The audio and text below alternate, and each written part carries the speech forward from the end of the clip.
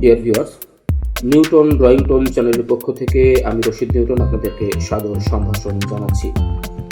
চিত্রশিল্প এমন একটি শিল্প যেটির মাধ্যমে আমাদের মনের ভাব যেমন প্রকাশিত হয়, তেমনি আমাদের ভাবনাও কিন্তু বিকশিত হয়। অর্থাৎ আমরা যা আমাদের অন্তর্লোকে যে ছবিটি ভাসছে সেটি কিন্তু আমি ক্যানভাসে অর্থাৎ কাগজে ফুটিয়ে তোলবার কিন্তু চেষ্টা করি। তো চলুন দেখা যাক আজকে আমাদের আয়োজনে কোন ছবিটি আমরা আঁকতে চলেছি।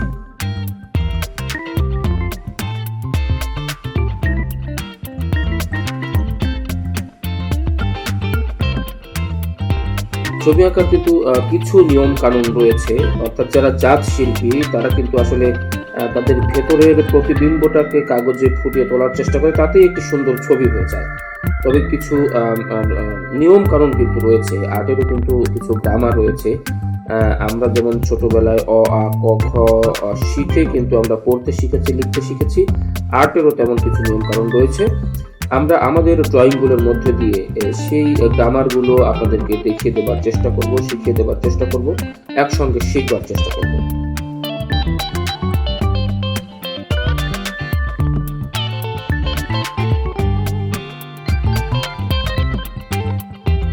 ডিয়ার ভিউয়ার্স, ড্রয়িং এমন একটি শিল্প, অর্থাৎ চিত্রাঙ্কন এমন একটি শিল্প যার মাধ্যমে আমাদের প্রতিভা যেমন বিকশিত হয়, প্রকাশিত হয়, তেমনি আমাদের ভেতরের যে একটি আকুতি, অর্থাৎ মুখের ভাষা ব্যবহার না করেও পেন্সিল, পেন বা রং তুলিতে যে মনের ভাব ব্যক্ত করা যায়, এটি কিন্তু ড্রয়িংয়ের একটি অন্যতম বৈশিষ্ট্য।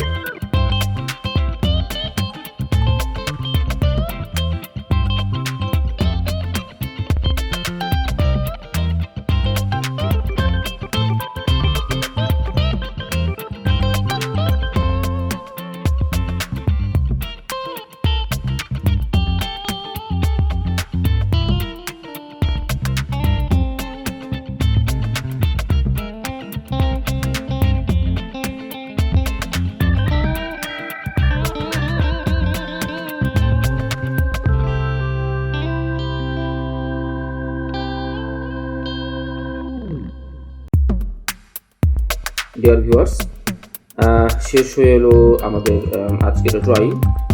আপনারা দেখতে পেয়েছেন যে ছবিটি আমি এতক্ষণ ধরে আঁকার চেষ্টা করছিলাম সেটি কিছুটা কিন্তু শেপে নিয়ে আসতে পেরেছি। অর্থাৎ নিশ্চয়ই আপনারা বুঝতে পারছেন যে স্টেপ বাই স্টেপ একটি নিয়মতান্ত্রিক ধারাবাহিকতার মধ্য দিয়ে কিন্তু আমরা এই ছবিটি, এই ড্রয়িংটি বা এই চিত্রটি কিন্তু শেষ করবার চেষ্টা করলাম।